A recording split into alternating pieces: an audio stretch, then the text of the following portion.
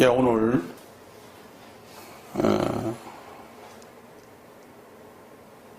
강론 내용은 요엘서입니다. 요엘 소선지서 중에 호세아서 다음 요엘서입니다. 그런데 요절 말씀으로요, 다니엘서를 한 장 보도록 하겠습니다. 다니엘서 2장 36절입니다. 그 꿈이 이러한즉 내가 이제 그 해석을 왕 앞에 아뢰리이다. 왕이여, 왕은 여러 왕들 중의 왕이시라. 하늘의 하나님이 나라와 권세와 능력과 영광을 왕에게 주셨고, 사람들과 들짐승과 공중의 새들 어느 곳에 있는 것을 막론하고 그것들을 왕의 손에 넘기사 다 다스리 하셨으니 왕은 곧 그 금머리니이다. 왕을 뒤이어 왕보다 못한 다른 나라가 일어날 것이요, 셋째로 또 놋 같은 나라가 일어나서 온 세계를 다스릴 것이며, 넷째 나라는 강하기가 쇠 같으리니 쇠는 모든 물건을 부서뜨리고 이기는 것이라. 쇠가 모든 것을 부수는 것 같이 그 나라가 문 나라를 부서뜨리고 찌을 것이며. 자, 44절로 갑니다. 이 여러 왕들의 시대에 하늘의 하나님이 한 나라를 세우시리니 이것은 영원히 망하지도 아니할 것이요, 그 국권이 다른 백성에게로 돌아가지도 아니할 것이요, 도리어 이 모든 나라를 쳐서 멸망시키고 영원히 설 것이라. 자, 요엘서 강의를 한다고 그러면서 왜 다니엘서 2장 내용을 읽었을까? 이 다니엘서는 요엘서보다 후대에 기록된 겁니다. 요엘서는 이 다니엘서가 기록되기도 전에 요아스 왕 시대, 남쪽 유다의 요아스라는 왕 말이에요.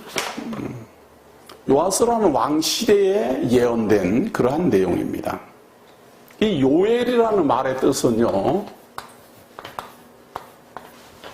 여호와는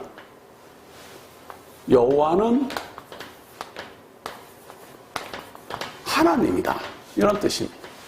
여호와는 하나님이시다. 참 이게 굉장히 의미 있는 말입니다.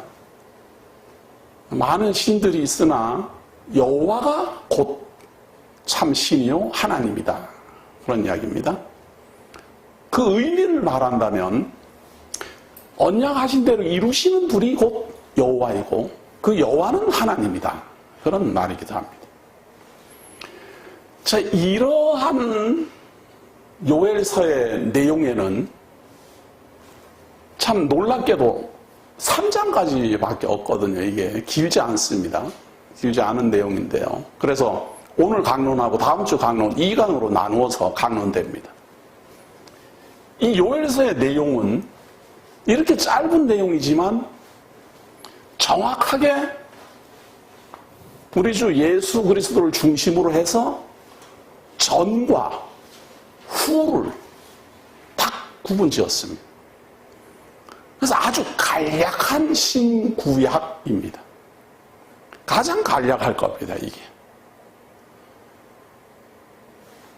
하나님의 심판, 하나님의 구원, 이렇게 딱 나눠져 있습니다. 그리고 이렇게 나눠져 있는 그대로 진행되는 내용이 바로 요엘서입니다. 그런데 이것이 우리 대한민국 교회에는 어떻게 잘못 전해져 있는가 하면요, 초대교회에 성령이 임할 때 사도들이 이 요엘서를 인용해가지고 하나님의 언약이 이루어졌다라는 걸 증거로 삼아서 내세웁니다. 그래서 한국 교회는 그 대목만 읽고, 초대교회인데 말이에요, 초대교회에 이루어졌다, 이런 말인데 이 대목을 읽고 현대를 살아가고 있는 우리에게 이루어질 것이다 라고 말을 한다, 이 말이에요. 사도행전에 말하는 거는 요엘 선지자가 예언한 것이 이루어졌다라는 증거입니다. 그런데 한국 교회는 요엘 선지자가 예언한 것이 지금 이루어진다라고 가르친다 그 말이에요. 이런 게 시제의 혼돈입니다. 그래서 그런 것은 참 중요하기도 하지만 알고 보면 해프닝에 불과한 거예요. 이렇게 황당할 수가 어디가 있어요. 그래. 요엘 선지자가 예언한 것이 사도들이 요엘 선지자가 예언한 대로 이루어졌다 이렇게 말을 하는데 그걸 읽고 이루어질 것이다 이렇게 해석을 하면 이건 글 읽기가 잘못된 거기 때문에 이건 무슨 신학적 논쟁이고 뭐고 이런 게 필요가 없어요. 근데 이게 참 어처구니 없게도 대한민국의 신비주의 교회에서는 만연되어 있고 당연한 줄로 뭐 알고 있는데요. 뭐 당연한 줄로. 오히려 이제 제 이야기를 이런 이야기 들으면 오히려 비웃을 겁니다. 그러나 이건 뭐 비웃고 무슨 뭐 신학적 논쟁을 해야 되고 성경적 증명을 들어대고 이럴 내용이 아니고 시제에 대한 오해입니다. 그래서 우리가 이제 요엘서를 강론을 할 때 이게 가장 중요한 것이 신구약을 간략하게 나누어 놨는데 이 간략하게 나누어 놓은 것 중에서 대표적 사례가 지금 다니엘서를 읽어드렸는데요. 이 다니엘서에 어떤 내용이 나오는가 하면 네 나라가 일어난다. 그것이요. 네 개의 나라가 존재하게 된다.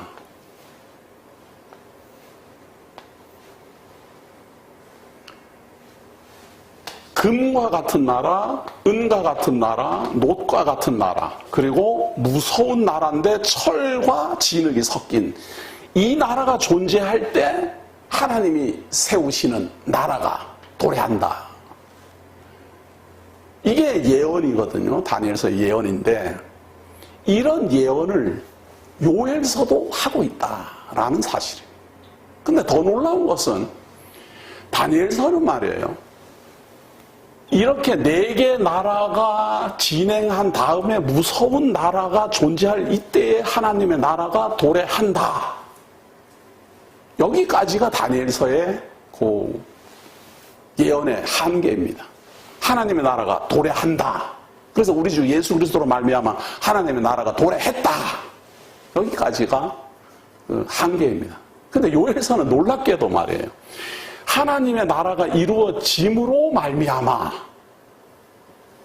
마지막 심판도 말하고 있어요. 이 짧은 내용 속에.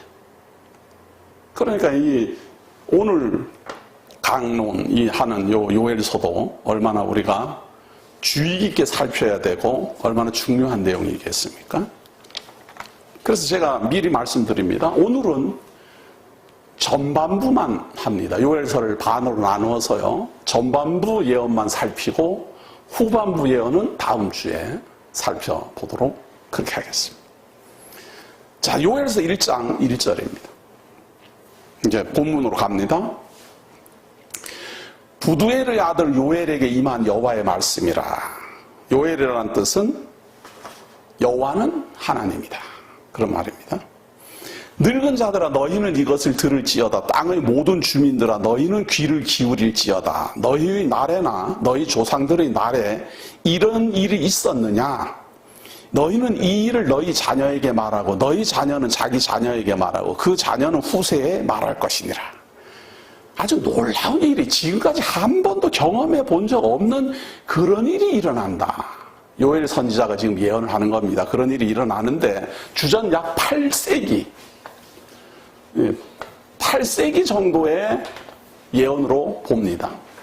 요아스 시대 주전 8세기 800년 전입니다. 그때 예언을 하는데 후세에게 이제 마르스 전승해줘라. 무슨 예언인가 하면 팥중이가 남긴 것을 메뚜기가 먹고 메뚜기가 남긴 것을 느치가 먹고 느치가 남긴 것을 황충이 먹었도다.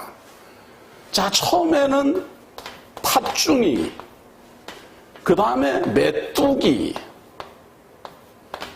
그 다음에 느치, 그리고 황충. 이게 참 놀라운 내용이죠. 놀라운 예요. 팥중이는 우리가 볼 때는 다 똑같은 메뚜기예요. 그냥 모양이 좀 달라요. 메뚜기는 메뚜기인데 이렇게 뭐 색깔 모양이라든지 뭐 입 모양이라든지 뭐 날개 모양이라든지 이런 면에서 우리가 말하는 메뚜기하고 좀 달라요. 그래서 메뚜기 과에 속해 있는 팥중이입니다.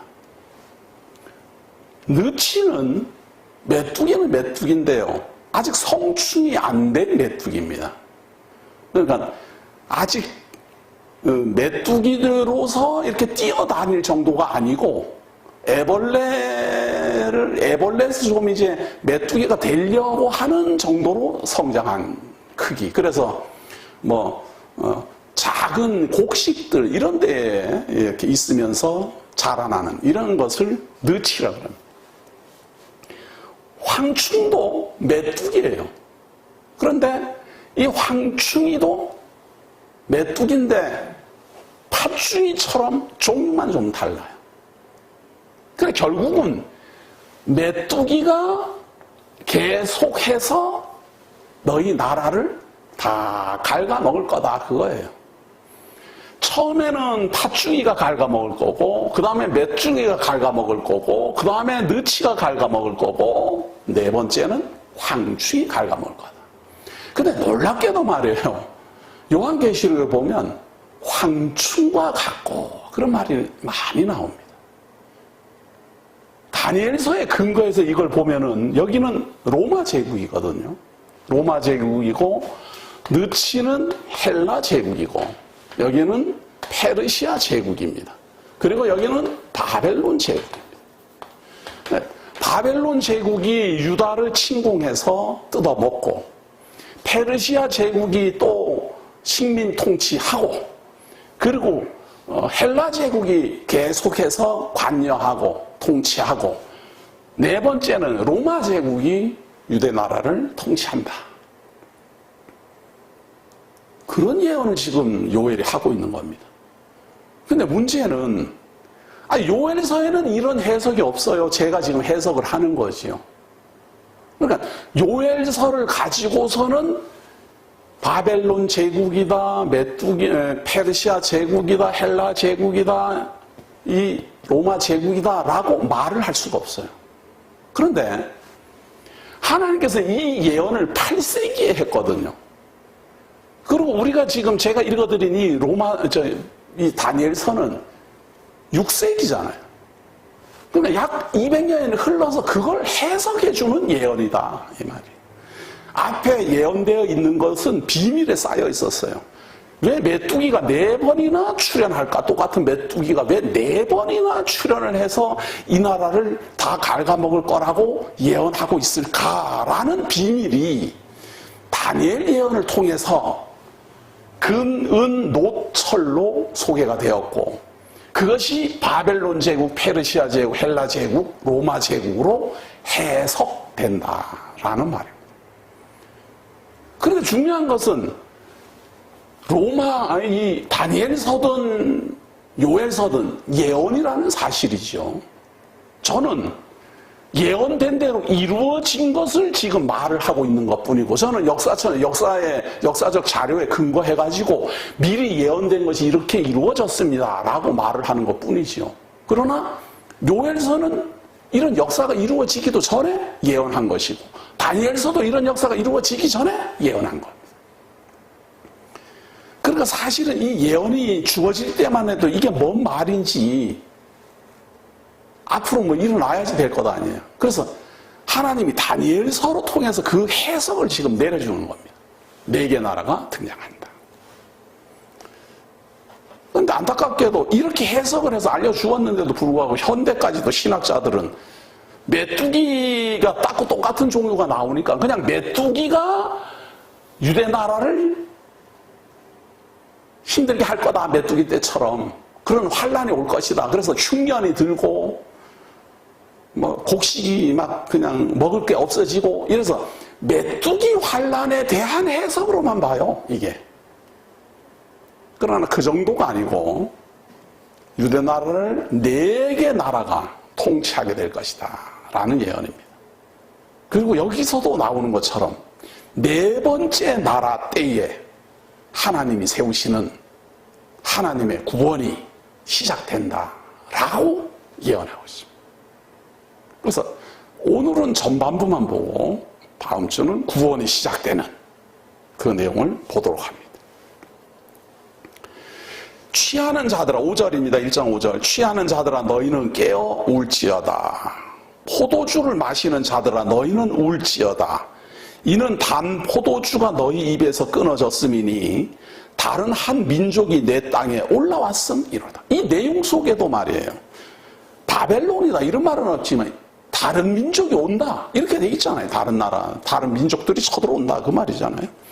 그들은 강하고 수가 많으며 그 이빨은 사자의 이빨 같고 그 어금니는 암사자의 어금니 같도다.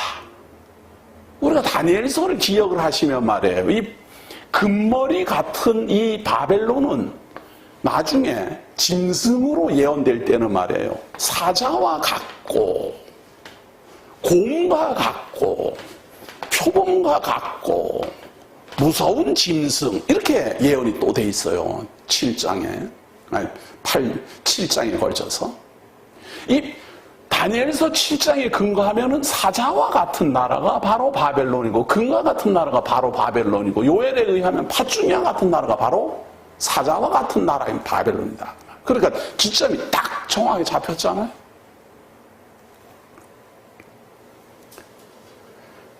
(7절입니다) 그들이 내 포도나무를 멸하며 내 무화과나무를 긁어 말갛게 벗겨서 버리니 그 모든 가지가 하얗게 되었도다.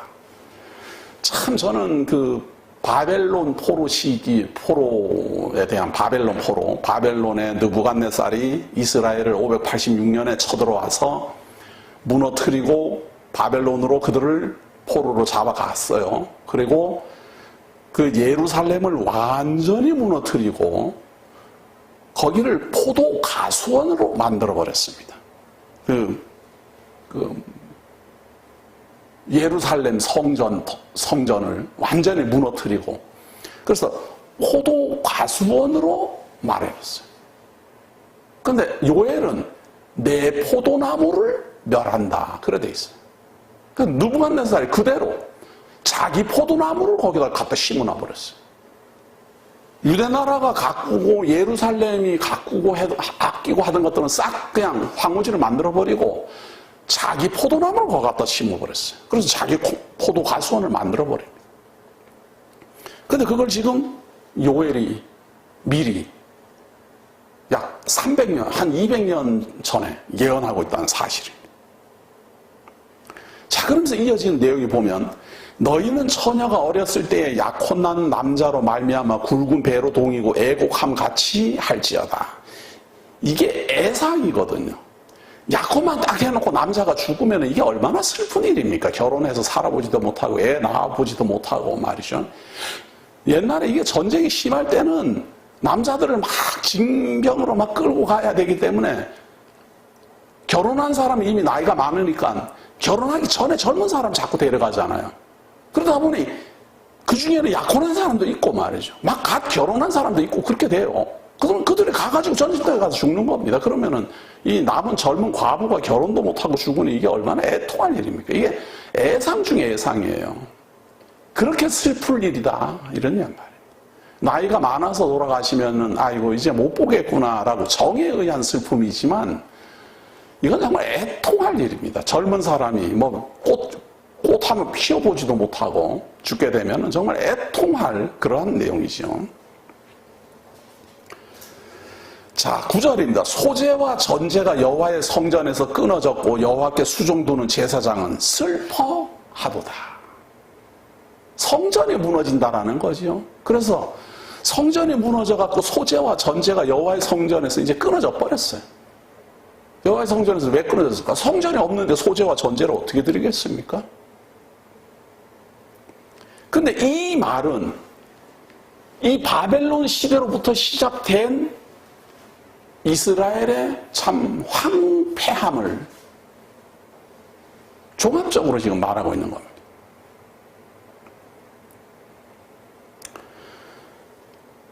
다시 황무하고 토지가 마르니 곡식이 떨어지며 새 포도주가 말랐고 기름이 다 하였도다. 페르시아 제국, 바벨론 제국에서는 포도가손을 만들어서 자기네 제국으로 가져가지만 거기에 있는 사람들은 손도 못 대죠. 왕의 진상품은. 농부들아 너희는 부끄러워할지어다. 포도원을 가꾸는 자들아 곡할지어다. 이는 밀과 보리 때문이라 밭의 소산이 다 없어졌습니다. 포도나무 농사도 할 수 없고 밭에서 농사 짓는 것도 다 사라진다. 팥주기가 다 먹을 거니까. 포도나무가 시들었고 무화과나무가 말랐으며 석류나무와 대추나무와 사과나무와 밭의 모든 나무가 다 시들었으니 이러므로 사람의 즐거움이 말랐도다. 완전히 이제 팥주기가 다 갉아먹고 메뚜기가 다 뜯어먹고 느치가 다 먹고 황충이 다 먹고, 이게 식민 통치라는 거는 말이에요. 전쟁을 해서 패전을 함으로 말미암아 참 많은 사람이 죽고 노예로 붙잡혀가고 그래서 피해를 입은 상황인데, 피해를 입은 상황에서 전쟁에 지면 말이에요. 피해를 입은 상황에서 피해 보상금을 승리한 사람한테 물어줘야 됩니다. 이게 상식적으로 말이 안 되는 것 같지만 이게 전쟁입니다. 전쟁은 전쟁을 해서 지면 피해 입은 것은 그대로 피해 입은 대로 자기네들이 책임지고 상대방 국가에게 이 전쟁에 대한 배상금을 물어줘야 돼요. 그래, 나만 알 수가 없어요. 자기네들이 먹을 게 나만 알 수가 없어요. 그래서 하나님이 당부하는 겁니다. 제사장들아 너희는 굵은 배로 동이고 슬피 울지어다. 제단에 수종드는 자들아 너희는 울지어다. 내 하나님께 수종드는 자들아 너희는 와서 굵은 베옷을 입고 밤이 새도록 누울지어다. 이는 소재와 전제를 너희 하나님의 성전에 드리지 못함이로다. 왜 소재와 전제를 못 드립니까? 성전이 사라지고 너희는 포로로 잡혀갈 거니까 라는 말이 숨어 있는 거죠. 지금 그걸 행할 수 없다 이런 이야기잖아요. 너희는 금시기를 정하고 성회를 소집하여 장로들과 이 땅의 모든 주민들을 너희 하나님 여호와의 성전으로 모으고 여호와께 부르짖을지어다. 이 내용을 보아도 요엘이 예언하고 있는 시대에는 예루살렘 성전이 존재했다라는 말이죠. 너희들은 지금 예루살렘 성전이 존재하는 이때에 다 불러 모아서 하나님께 부르짖어라. 뭐라고 그런데 부르짖느냐? 슬프다 그날이여 여호와의 날이 가까웠나니 곧 멸망같이 젖는 자에게로부터 이르리로다.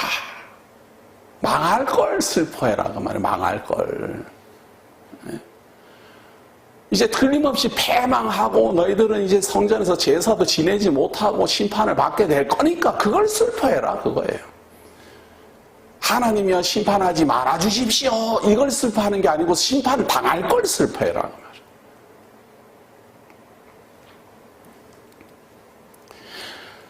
먹을 것이 우리 눈앞에 끊어지지 아니하였느냐? 기쁨과 즐거움이 우리 하나님의 성전에서 끊어지지 아니하였느냐?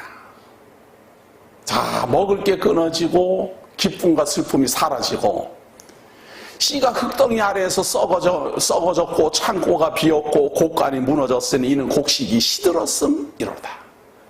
농사도 안 돼요. 농사도. 자, 여기서 우리가 상식적으로 좀 알아야 됩니다. 지금 우리가 알고 있는 이 이스라엘, 이라크, 이란 이쪽 지역은 조금 우리들이 볼 때는 황무함 같잖아요. 이집트. 이런 쪽이 지금 보면 황무지가 많고 광야도 많고 모래도 많고 그래가지고 고대부터 저기가 저렇게 황무지였구나라고 생각할 확률이 높아요. 그러나 고대 시대에는요, 그쪽이 가장 사람들이 살기 좋은 지역이었어요. 초원의 지대라 그래서 이집트, 지금 우리가 알고 있는 이 팔레스타인 지역, 이라크, 이란 이쪽이 사람이 가장 살기 좋고 숲풀이 우거져 있고 물이 흔하고 그런 지역이었어요. 지금 우리들이 보고 있는 것은 사실은 성경의 예언이 이루어진 겁니다. 성경에서 여기가 이제 황무지가 될 것이다. 너희들이 먹을 것이 없어질 것이다. 물이 귀하게 될 것이다. 이런 예언이 이루어져 있는 걸 우리가 보고 있는데 우리는 그런 이루어져 있는 걸 본다는 게 아니고 본래부터 저 지역은 저렇게 참 황무지였구나 라고 생각을 한다니까요. 그러나 적어도 바벨론의 침공을 당할 때까지도 이 나라는 지금처럼 그렇게 황무지가 아니었어요. 그런 황무지가 아니었어요. 그런데 4개 나라가 여기를 침공하고 나니 참 황무지처럼 변하는 거죠. 자, 18절입니다. 가축이 울부짖고 소떼가 소리하니 이는 꼴이 없음이라. 양떼도 피워. 풀이 안 나요, 풀이. 미리 예언하고 있는 거예요, 지금. 그러니까 이 예언을 할 때는 농사도 잘 지었고 포도나무도 잘 되었고 그리고 풀이 풍부해가지고 짐승들도 잘 먹었다 그 말이죠. 들짐승도 주를 향하여 헐떡거리오니 시내가 다 말랐고 들의 풀이 불에 탔음이니이다. 이렇게 황무지가 된다 그 말이죠. 들의 짐승들도 먹을 게 없어가지고 헐떡헐떡해요. 그렇게 될 것이라고 지금 주전 800년 전에 예언을 지금 하고 있는 겁니다. 그런데 우리는 이 예언이 이루어져 있는 상태를 보고 있는 겁니다. 그러니 이게 참 얼마나 놀라운 내용인데 그 놀라운 내용이 보여지지가 않으니까 이제 문제죠. 자, 여기까지가 자연재해입니다. 자연재해. 땅이 그리고 막 재난이 일어나서 식량이 끊어지고 먹을 것이 없고 풀이 자라지 않고 황무지가 되고 막 이제 이렇게 되는 거죠. 그 다음에는 전쟁입니다. 2장 1절부터는 전쟁을 통한 또 재난입니다. 자, 시온에서 나팔을 불며 나의 거룩한 산에서 경고의 소리를 질러 이 땅 주민들로 다 떨게 할지니 이는 여호와의 날이 이르게 됨이니라. 여호와의 날이 이른다. 여호와의 날이 이른다 그 말은 심판이 시작된다 그런 말입니다. 하나님이 약속한 것이 이루어진다 그런 말입니다. 요엘이라는 말이 하나님이 언약대로 이루시는 하나님이다 이런 말이잖아요. 그것처럼 하나님이 예언한 대로 이루신다 그런 말입니다. 뭘 이루십니까? 심판을 이루신다 그 말이죠. 어떻게 이루시는가? 2절입니다. 곧 어둡고 캄캄한 날이요 짙은 구름이 덮인 날이라 새벽빛이 산꼭대기에 덮인 것과 같으니 이는 많고 강한 백성이 이르렀음이라. 자, 이것만 봐도 메뚜기 재난이 아니지 않아요. 이게 메뚜기로 말미암아 지금 황무하게 된다라는 말이 전혀 아니잖아요. 지금 전쟁이라는 말인데, 근데 이걸 전부 메뚜기에 의해서 황무하게 될 거라고 참 해석을 하는 게 저는 정말 이해하기 힘들어요.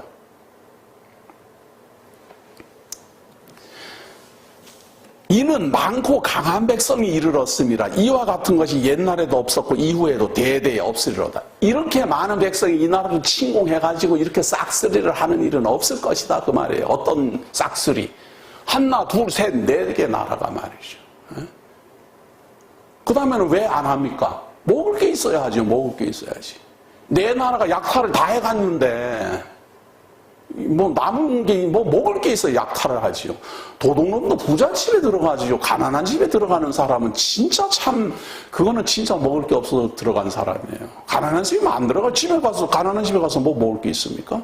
그래서 부유한 집을 이제 찾아가야 되는데 적어도 이 요엘이 예언할 때만 해도 이스라엘 나라는 유대 나라는 혹은 북이스라엘은 그런 대로 살만 했는데 하나님께서는 예언을 합니다. 3절입니다. 불이 그들의 앞을 사르며 불꽃이 그들의 뒤를 태우니 그들의 예전의 땅은 예덴 동산 같았으나 그들의 나중의 땅은 황폐한 들 같으니 그것을 피한 자가 없도다. 참 앞뒤에서 불이 나고 재난이 일어나고 많은 백성들이 이르르고 이방 민족들이 쳐들어온다 그 말이잖아요. 그래서 아주 그냥 에덴 동산 같았던 그 땅이 황폐한 들같이, 지금 우리가 보는 거는 황폐한 들 같은 걸 보고 있는 거예요. 그러니까 요엘 선지자가 이 예언을 할 때만 해도 에덴 동산 같았다 그 말이잖아요. 그래서 여기를 푸른 초원의 지역이라 그래가지고 고대 시대에는 사람들이 가장 살기 좋은 티그리스 강 유역, 유브라데스 강 유역, 갈대아, 우루 이런 말들은 다 비옥한 땅을 의미한 말이었어요. 지금은 그 갈대아, 우루 그쪽이 지금 이라크인데 뭐 비옥한 땅이라고 말하기 좀 곤란하지 않아요 지금? 거의 뭐 황무한데 팔레스타인 지역도 마찬가지고 말이죠. 그게 다 하나님께서 말씀하신 예언의 성취적 상황이라는 걸 이해하고 있어야 됩니다. 자, 4절 봅니다. 그의 모양은 말 같고 그 달리는 것은 기병 같으며. 자, 지금 이게 막 이제 많은 백성들이 오는데, 많은 백성들이 쳐들어오는데 그들의 모양을 지금 말하는 겁니다. 말 같고 그 달리는 것은 기병 같으며, 막 전쟁하는 전차 군단 이런 말을 하는 겁니다. 기병이라는 말은 전차 군단 그런 말입니다. 그들이 산 꼭대기에서 뛰는 소리는 병거 소리와도 같고 불꽃이 건불을 사르는 소리와도 같으며 강한 군사가 줄을 벌이고 싸우는 것 같으니 그 앞에서 백성들이 질리고 무리의 낯빛이 하얘졌도다. 줄을 착 맞춰갖고 질서 정연하게 해갖고 착착착착 쳐들어온다 그 말이죠. 와 하면서 막 쳐들어오고, 그들이 용사같이 달리며 무사같이 성을 기어오르며 각기 자기의 길로 나아가되 그 줄을 이탈하지 아니하며 피차에 부딪히지 아니하고 각기 자기의 길로 나아가며 무기를 돌파하고 나아가나 상하지 아니하며 성 중에 뛰어들어가며 성 위에 달리며 집에 오르며 도둑같이 창으로 들어가니, 그냥 날랜 병사들이 막 성을 타고 넘어가고 말이죠. 메뚜기처럼 막 날래게 말이죠. 질서 정연하게 공격을 해 들어가서 성을 정복을 하고, 그 앞에서 땅이 진동하며 하늘이 떨며 해와 달이 캄캄하며 별들이 빛을 거두도다. 여호와께서 그의 군대 앞에서 소리를 지르시고 그의 진영은 심히 크고 그의 명령을 행하는 자는 강하니 여호와의 날이 크고 심히 두렵도다. 당할 자가 누구이랴. 하나님이 이렇게 심판을 정했다. 어떻게 정했습니까? 팥중이가 먹다 남은 것을 메뚜기가 먹고, 메뚜기가 먹고 남은 것은 느치가 먹고, 느치가 먹고 남은 것은 황충이 먹을 것이다. 그래서 완전히 황폐함이 도래하게 하겠다. 이 하나님의 약속은, 이 예언은 이루어질 수밖에 없습니다. 하나님 그렇게 정했다라고 선포를 하는데요. 아이고, 하나님은 왜 그러실까요? 하나님은 심판하시고 구원하겠다 그거예요. 그것이 순서예요, 순서. 그러니까 심판할 때 태어나면 심판받아야 되고 구원할 때에 태어나면 구원받아야 되고 그러는 겁니다. 불행한 사람이 뭔가 하면 심판받아야 될 때에 구원해달라고 난리치는 사람, 그리고 구원받아야 될 때에 심판받겠다고 난리치는 사람, 반대로 하네, 반대로. 그런 걸 때를 모른다 그렇게 말하는 거예요. 우리가 심판받을 때에 태어났다면 말이에요, 만약에 말이에요 심판받을 때 태어났다면 하나님이여 나를 구원하여 주옵소서 이렇게 기도하는 게 아니고, 하나님이여 나로 하여금 이 심판의 때에 흔들리지 않는 믿음을 가지고 하나님 잘 섬기다가 하나님 앞에 가도록 나를 붙들어 주옵소서 이렇게 기도할 줄 알아야 되고, 구원의 때에는 하나님이여 나에게 지혜를 주시고 듣는 귀를 주시고 보는 눈을 열어 구원의 소식을 듣게 하시고 구원의 소식을 보게 하시고 구원의 말씀을 하나님 앞에 감사함으로 찬송하도록 인도하여 주옵소서. 그래서 구원의 때에는 구원에 대한 감사, 심판의 때에는 하나님 앞에 간절한 마음으로 보호하는 간구, 이런 사람이 성도들이지요. 그런데 우리는 무조건 구원의 때든 하나님이 지금 구원을 하실 때인지 심판을 하실 때인지 그런 거는 생각도 없고, 내가 힘들면은 심판의 때라고 생각을 해갖고 심판에서 나를 구원해 달라고 난리 치는 거예요. 하나님은 지금 주전 800년 전에 벌써 4개 제국을 지금 예언을 하고 있는데 이 기간이 지금 600년이 넘는 기간인데 말이에요. 그렇게 멀리 보고 심판의 때를 하나님께서 지금 정하고 있는데 우리는 그냥 그날 그걸로 갖고 심판 못 받겠다고 발버둥을 친다니까요. 제가 분명하게 말씀드릴게요. 우리가 태어난 이 시기는 구원의 날입니다. 지금은 구원을 받을 때예요. 구원을 받을 때는. 그래서 구원을 받을 때는 구원을 받아야 돼요. 구원을. 그래서 구원을 받으려니까 모르잖아요. 어떻게 구원을 받아야 될지 모르니까 왜 구원을 받아야 되는지, 내가 왜 구원을 받아야 되는지를 배워야 되고, 내가 왜 죄인인지를 깨달아야 되고, 왜 내가 이 하나님 앞에서 심판을 받을 수밖에 없는 존재인지를 깨달아야 구원을 받아요. 그러니까 구원을 받을 때는 내가 죄인인지를 깨달으려니 눈이 열려야 되고 들어야 되고 들을 게 있어야 되고. 제가 지금 강론하고 있는 이 2018년도 2월, 지금은 구원받을 때입니다. 심판을 이기게 해달라고 기도하지 마시고 이 시기에 하나님이여 듣고 보게 하셔서 구원에 이르도록 인도하여 달라고 기도해야 됩니다. 자, 12절입니다. 여호와의 말씀에 너희는 이제라도 금식하고 울며 애통하고 마음을 다하여 내게로 돌아오라 하셨나니. 자, 하나님께로 돌아오는데 하나님 그래, 좋다, 이제 심판이 이제 시작됐다. 그러니까 지금이라도 너희들은 돌아와라. 누구에게로? 하나님께로.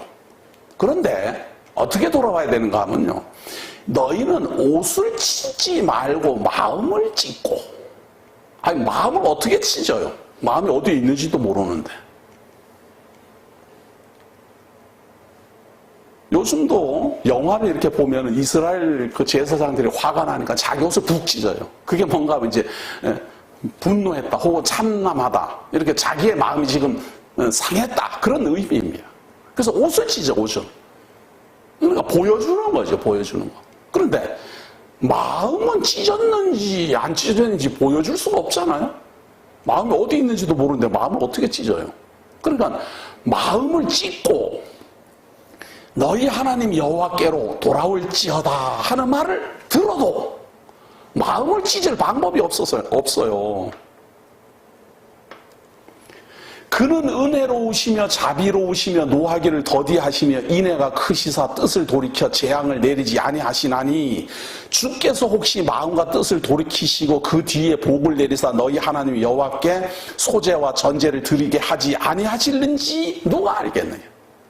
혹시라도 하나님의 마음이 바뀌어갖고 너희들로 하여금 이제 심판하지 않고 돌아오게 하고 심판 내리지 아니하고 팥중이도 없애고 메뚜기도 없애고 느치도 없애고 황충도 없애고 그렇게 하실지 어떻게 알겠느냐. 이걸 읽고, 그렇다, 우리가 주께서 혹시 마음과 뜻을 돌이키시고 그 뒤에 복을 내리사 너희 하나님 여호와께 소제와 전제를 드리게 하지 아니하실는지 누가 알겠느냐. 이 구절만 읽고 우리도 하나님 마음을 움직여야 됩니다. 보좌를 움직여야 됩니다. 그래서 이런 기도를 하는 거거든요. 그런데 지금 이 내용을 12절부터 잘 봐야 돼요. 금식하고 울며 애통하고 마음을 다하여 내게로 돌아오는 방법이 뭔가 하면 너희는 옷을 찢지 말고 마음을 찢어라, 그 말이에요. 마음을 어떻게 찢으라는 말입니까? 이런 걸 마음의 할례라 그래요. 마음의 할례를 어떻게 새깁니까? 네? 아니, 할례를 받을 때 육신의 색이라 그러면은 아브라함한테는 할례를 색이라고 하니까 누구나 다, 남자들은 낳은 지 8일 만에 할례를 다 행했는데 마음의 할례를 색이라는 건데 마음의 할례를 어떻게 합니까? 어떻게? 안타깝게도 요엘서에서는 마음을 어떻게 찢는지를 알려주지를 않습니다. 그러니까 금식하고 애통하고 하나님의 마음을 돌이키기 위하여, 심판받지 않기 위하여 하나님이여 이제 심판 없애주시고 나를 이 심판에서 심판이라는 것은 아예 없애주시고 나로 하여금 평온하게 살게 해주시옵소서라고 간구하고 싶어도 마음을 찢을 방법이 없다, 그 말이에요. 그럼 어떻게 합니까? 하나님이 알려줘야지 되잖아요. 마음의 할례를 어떻게 새기는지를. 하나님이 그걸 좀 알려주면 좋겠는데 그걸 왜 안 알려줄까? 때가 있거든요. 알려줄 때가. 마음을 찢는 방법을 알려줄 때가 있어요. 마음의 할례를 행하는 방법이 있는데 그거는 하나님이 정한 때. 무슨 때입니까? 구원의 때지요. 그때가 구원의 때예요. 그러니까 지금 심판의 때이기 때문에 암만 애통하고 부르짖어도 하나님의 요구, 조건이 우리는 행할 수가 없어요. 그래서 구원에 못 이르러요. 그래서 우리 지혜로운 성도들은 지금이 무슨 때인가를 볼 줄 알아야 돼요. 또 한 번 말합니다. 지금은 구원받을 때입니다. 은혜 받을 때입니다. 누구나 마음의 할례를 받고 누구나 하나님의 구원에 이를 때입니다. 지금은 심판의 때가 아닙니다. 그러나 언제까지나 구원을 시행하는 건 아닙니다. 곧 심판이 도래하면 그때는 구원을 받고 싶어도 알지를 못해요. 마음을 찢으라는데 어떻게 마음을 찢어요? 어떻게? 지금은 그럼 구원받을 때니까 마음의 할례를 행하는 방법을 압니까? 알지요. 제가 마음의 할례가 무엇인지를 얼마나 많이 강론했습니까? 그 강론을 들어보세요. 제가 고린도후서를 강론하면서 혹은 예레미야서를 강론하면서 마음의 할례가 얼마나 중요한지를 말씀드린 바가 있습니다. 그게 왜 제가 강론할 수 있는지를 아세요? 강세창 목사가 성경을 잘 알고 똑똑해서 그런 것 같습니까? 구원의 때가 도래했기 때문에 마음의 할례를 받는 방법, 마음의 할례가 무엇인지 보게 하고 깨닫게 하고 증거하도록 하신 것입니다. 그래서 그 말이 들리면 마음의 할례를 받게 되고 구원을 받게 되고 은혜를 잊게 되고 하나님의 성도로 변한다. 그 말입니다.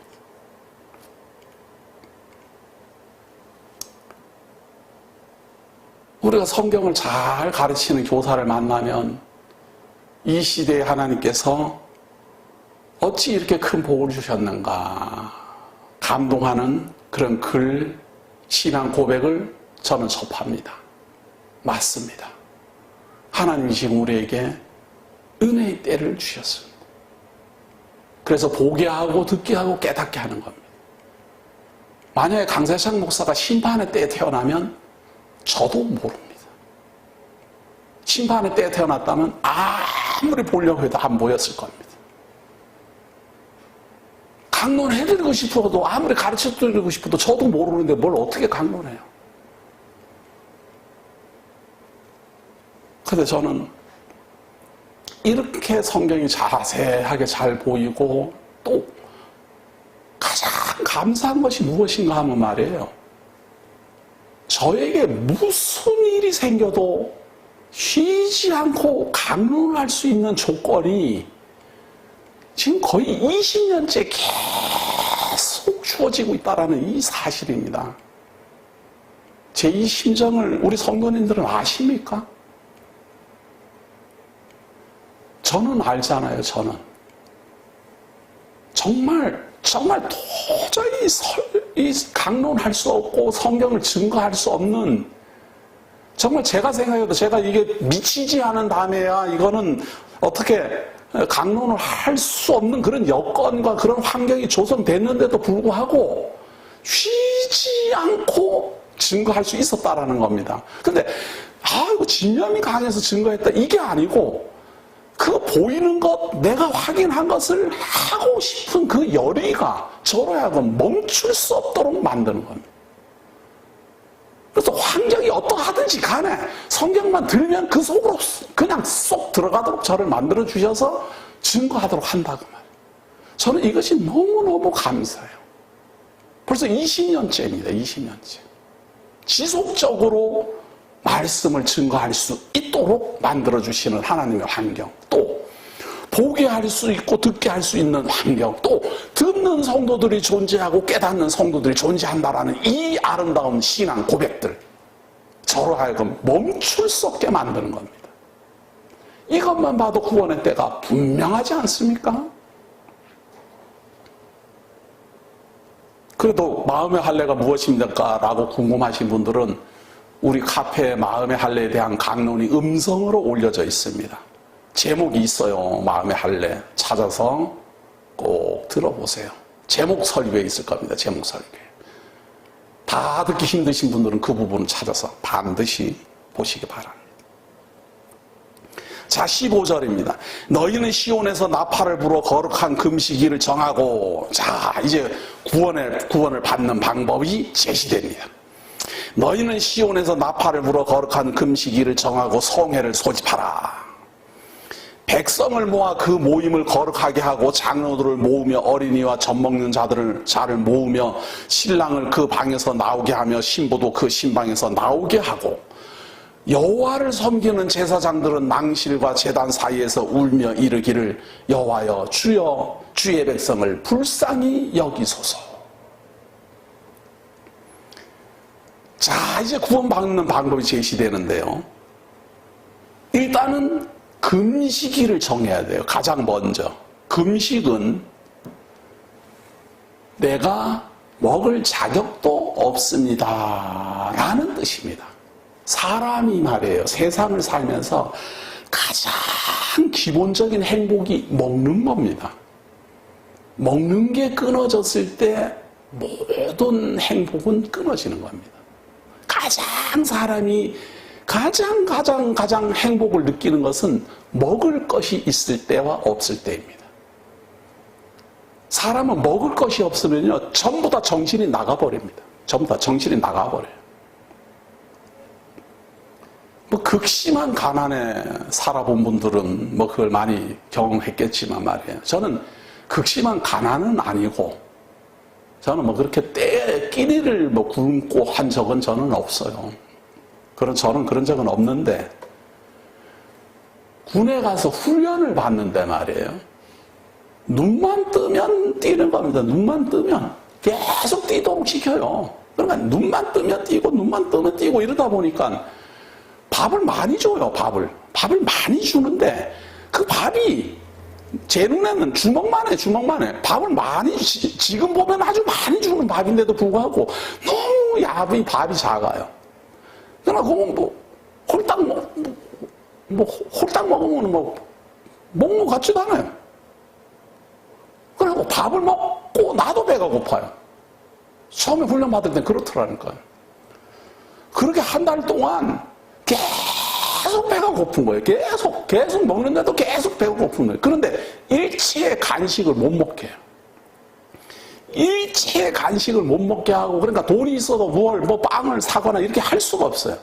그래서 오직 밥 3끼만 딱 먹이고 계속 뛰는 거예요. 계속 뛰는 거예요.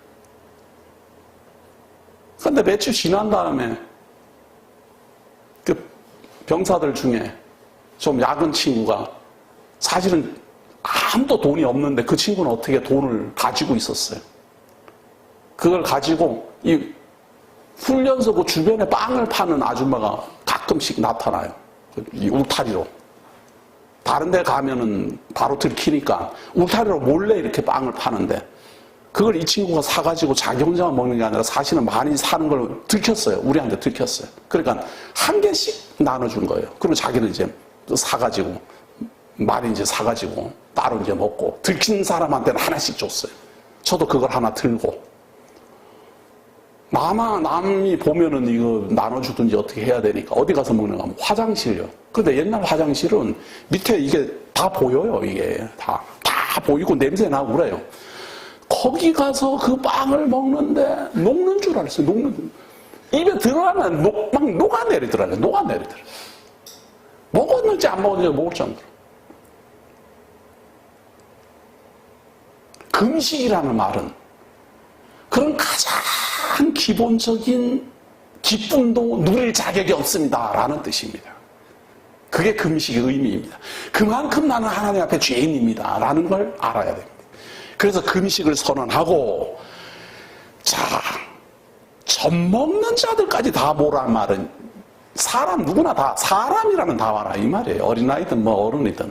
거기다가 예를 든 게 뭔가 하면 신부도 그 신방에서 나오고 신랑도 그 방에, 아니 결혼해가지고 지금 신랑 신부가 그 방에 들어간 사람을 나오라고 하면 이게 어떻게 되는 겁니까? 가장 기쁨의 지금 순간을 맞이하고 있는데, 예? 남자와 여자가 결혼해가지고 지금 가장 행복을 누려야 되는 그 행복조차 포기하고 나와라 그 말이에요. 그거 누릴 자격이 없다 그 말이에요. 그만큼 큰 죄인이다 이런 뜻이에요. 또 여호와를 섬기는 제사장들은 낭실과 제단 사이에서 뭐 제단에서 뻣뻣하게 서갖고 제사 의식 행하고 그럴 자격도 없다 그 말이에요. 제사장들도 하나같이 울며 이르기를 여호와여 주의 백성을 불쌍히 여기소서. 우리를 불쌍히 여겨달라. 왜? 주의 기업을 욕되게 하여 나라들로 그들을 관할하지 못하게 하옵소서. 어찌하여 이방인으로 그들의 하나님이 어디 있느냐 말하게 하겠나이까 할지어다. 나라들로 그들을 관할하지 못하게 하옵소서. 이 말은 뭔가 하면 식민 통치에서 우리를 벗어나게 해 주시옵소서 그 말이잖아요.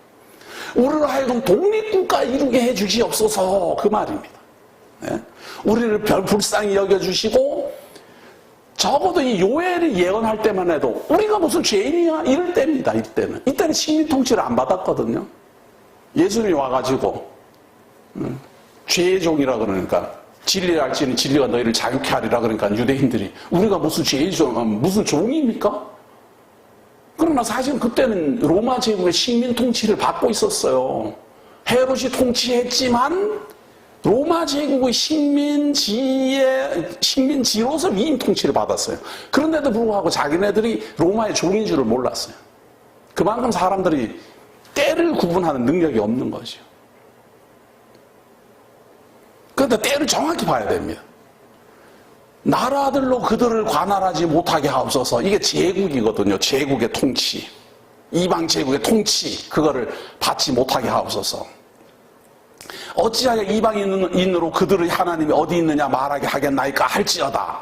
이 말은 무슨 말인가 하면 이방인들이 와서 통치할 때 비웃어요. 너희들 하나님이 있다면 너희들이 왜 우리한테 전쟁에서 지냐? 너희들이 여호와 하나님이 그렇게 강하신 분이라면 왜 이렇게 식민 통치를 오래 받느냐? 왜 바벨론 제국에게 무너지고 그 다음에 페르시아의 식민 통치를 받고 헬라 제국의 식민 통치를 받고 로마 제국의 식민 통치를 받느냐? 하나님이 있다면 이럴 수가 있느냐? 이 말에 유대인들은 할 말이 없는 거예요. 우리도 그렇잖아요. 아이고 교회 그렇게 열심히 다니더니 뭐 그 집안에 그렇게 우환이 뭐 끊임없어. 아이고 강세상 목사는 뭐 그렇게 뭐 말씀 뭐 잘 전하고 뭐 잘 깨놨다고 뭐 아주 그냥 폼 잡고 난리 났더니 근데 왜 그렇게 됐대 그 사람이? 뭐 그런 말이잖아요. 그런 말에 기가 팍 죽잖아요. 저는 기 안 죽어요. 왜? 이런 걸 알기 때문에 그래요. 저는 속은 상해요. 실망스러워요. 근데 기 안 죽어요. 그런다고 해서 제가 뭐 말씀 안 전하거나 그러지 않아요. 왜? 저는 압니다. 때가 있거든요. 때가.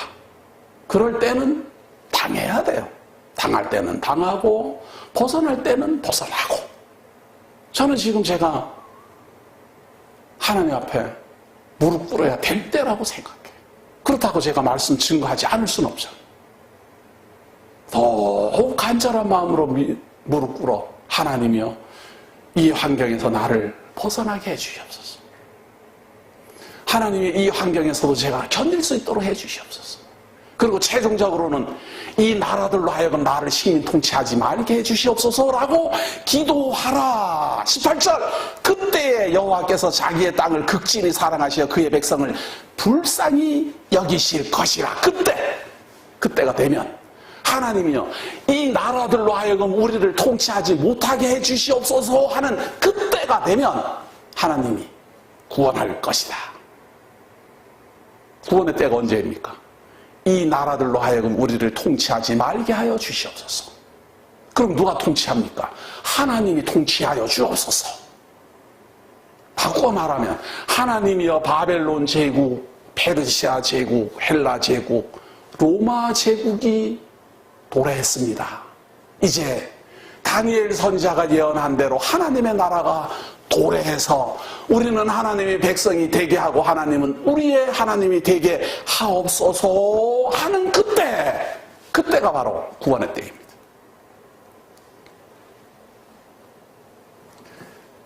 자, 19절 한번 보세요. 여호와께서 그들에게 응답하여 이르시기를 내가 너희에게 곡식과 새 포도주와 기름을 주리니 너희가 이로 말미암아 흡족하리라. 내가 다시는 너희가 나라들 가운데서 욕을 당하지 않게 할 것이며 내가 북쪽 군대를 너희에게서 멀리 떠나게 하여 메마르고 적막한 땅으로 쫓아내리니 그 앞의 부대는 동해로 그 뒤에 부대는 서해로 들어갈 것이라. 상한 냄새가 일어나고 악취가 오르리니 이는 큰일을 행하였음이라 하시리라. 드디어 구원의 때가 이르렀다. 그때가 온다. 라는 예언입니다. 자, 구원의 역사. 요엘서 2장 18절부터 시작해서 3장 마지막까지 3장 마지막까지는 다음 주에 끝마쳐 드리도록 약속합니다. 오늘 우리는 심판받을 때입니까? 구원의 때입니까? 오늘은 전반부 심판받을 때입니다. 이제 하나님의 나라가 도래했습니다. 이제는 구원받을 때입니다.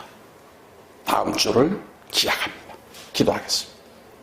하나님 우리를 사랑하시고 지금까지 인도하여 주시고 이 아름다운 복음을 증거하게 하시며 하나님의 소울, 하나님의 섭리를 증거하도록 인도하여 주셨으니 고맙습니다. 이렇게 오랜 세월 동안 무슨 일을 당하든 어떤 환경이 주어지든 쉬지 않고 하나님 말씀 증거하게 하여 주시는 애 감사드립니다. 아무리 힘들어도 이 구원의 때에 구원의 증거를 이 복음의 내용을 잘 살펴 증거하도록 하여 주시고 마음의 할례를 받은 하나님의 성도들에게 들을 귀 있고 보는 눈 있는 하나님의 성도들에게 이 기쁜 소식을 전하여 줄 수 있도록 붙들어 주옵소서. 사나 죽으나 하나님께서 주신 이 복음의 말씀만 전하다가 하나님 앞에 설 때까지 이 은혜의 때에 이 구원의 때에 하나님께서 써주시는 그 사명을 따라 최선을 다하도록 인도하여 주옵소서. 오늘도 우리와 함께 하시고 하나님의 말씀 증거하게 하시는 애 감사드리오며 예수님 이름으로 기도드립니다.